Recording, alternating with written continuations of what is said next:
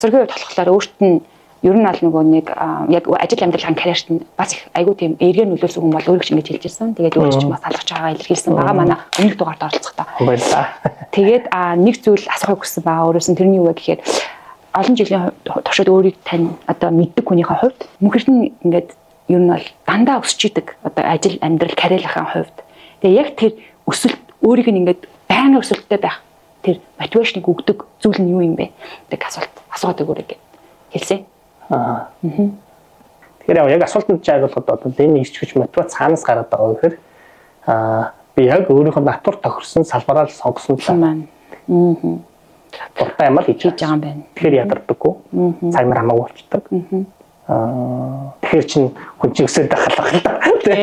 Дургүй юм аагээд 6 цаг гэж гараг үүдэг те. Өглөө 9 цагт уралдаж орж ирдэг нөхөртэй чинь би харьцуулахад 9 сурагшаага нэг цаг 30 минут тийм үү. 6-аас хойшоо за 4 цаг болоо 3 цаг. Тэгэхэд би өдөрт 4 цаг илүү ажиллаж шүү дээ.